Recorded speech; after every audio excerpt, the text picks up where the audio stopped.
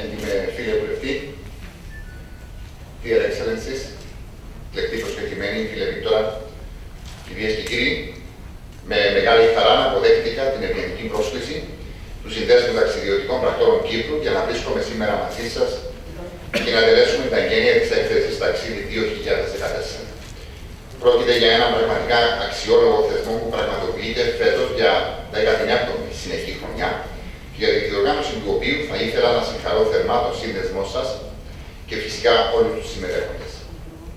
Επιτρέψτε μου επίσης να εκμεταλλευτώ την ευκαιρία των σημερινών εγγενείων για να ευχηθώ ό,τι καλύτερο στο Διοικητικό Συμβούλιο και στα μέλη του συνδέσμου σας που συμπληρώνει φέτος 60 χρόνια δημιουργικής δράσης και προσφοράς.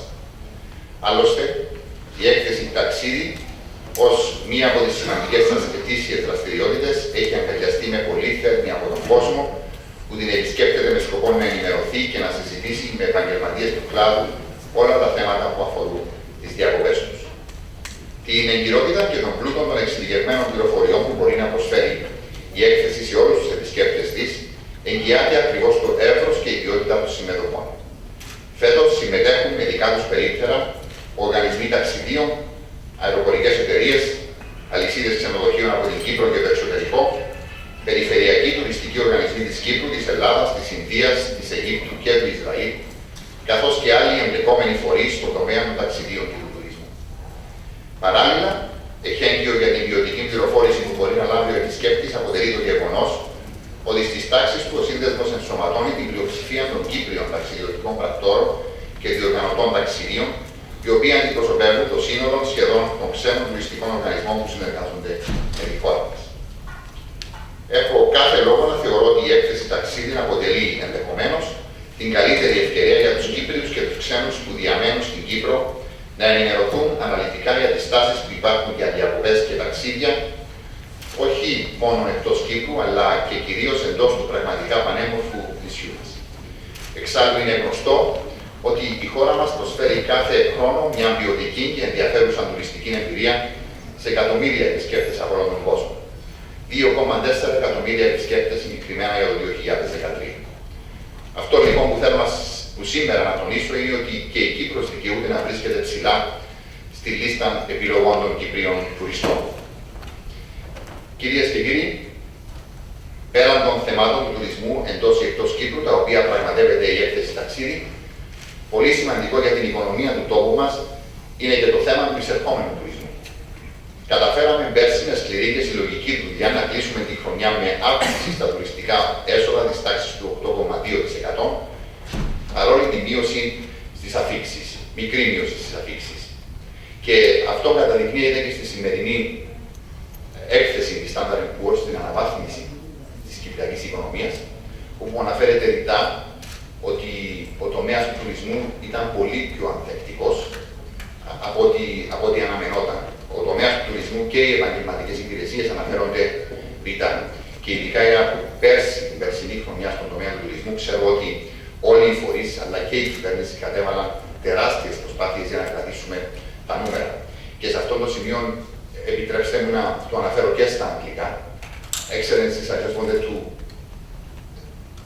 say about a small but very important piece about tourism in Cyprus and how important it is. It is highlighted in today's Standard & Poor's report, in today's upgrade by Standard & Poor's of the Cyprus economy as being one of the most resilient and most crucial sectors of the economy, the one that actually held the numbers together in 2013. What we hope is that we are cautiously optimistic we'll be able to achieve better even results in 2014. Φέτος, λοιπόν, θέλουμε να είμαστε ακόμη πιο αποτελεσματικοί. Γνωρίζουμε καλά ότι οι εποχές είναι δύσκολες για τον τουρισμό και γι' αυτό οι προσπάθειες μας για προσέλκυση επισκεπτών είναι συνεχείς, στοχευμένες και εντατικές. Οι πρωτοβουλίες του ιδιωτικού τομέα είναι τεράστιας σημασίας. Εξού και μεγάλο μέρος των προσπαθειών μας αφιερώνεται σε αυτήν τη σημαντική πτυχή. Την ίδια στιγμή, σε συνεργασία με τον ΚΟΤ και για σκοπούς ενίσχυσης του τουριστικού ρεύματος προς την Κύπρο, δρομολογήσαμε ήδη λύσεις που αφορούν στην απλούστευση των διαδικασιών παραχώρησης βίζας, στην αύξηση της συχνότητας πτήσεων από και προς την Κύπρο και φυσικά σε νέα πτυτικά προγράμματα όπως από Ντόχα, Βασιλεία, Ρήγα και Ελσίνκι. Επίσης, σημαντικά βήματα γίνονται για επέκταση της τουριστικής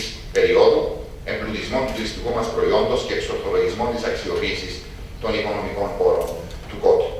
Και σε αυτό το σημείο, και πρωτού κλείσω να πω για το 2014, φαίνεται και είμαστε συγκρατημένα αισιόδοξοι, ακόμα και οι αναδυόμενες αγορές, όπως η Ρωσία και η Ουκρανία, για τις οποίες είχαμε ανησυχίες, φαίνεται έχουν κρατήσει τον αριθμό θέσεων, τον αριθμό αεροπορικών θέσεων που έχουν βάλει από την αρχή του χρόνου. Δεν έχουμε μείωση, δηλαδή περίπου 750.000 θέσεις από τη Ρωσία και περίπου 100.000 θέσεις από την Ουκρανία. Και βλέπουμε το γεγονός για την Ουκρανία οφείλεται κυρίως στο ότι οι Ουκρανοί πολίτες ψάχνουν εναλλακτικούς προορισμούς για το καλοκαίρι πέραν από την Κριμαία, στην οποία δεν μπορούν αυτή τη στιγμή να τα πάνε. Οπότε για το 2014 είμαστε αισιόδοξοι, είμαστε πολύ αισιόδοξοι για τη χειμερινή περίοδο 14-15 και ευελπιστώ, κύριε Πρόεδρε του ΚΟΤ, ότι θα έχουμε καλά νέα σύντομα. Κλείνοντας λοιπόν, επιτρέψτε μου να συγχαρώ και πάλι το Σύνδεσμο Ταξιδιωτικών Πρακτόρων Κύπρου για όλες τις πρωτοβουλίες και συγκεκριμένα για τον τόσο επιτυχημένο ετήσιο θεσμό της έκθεσης Ταξί. Είμαι βέβαιος ότι και η φετινή διοργάνωση θα ολοκληρωθεί με επιτυχία.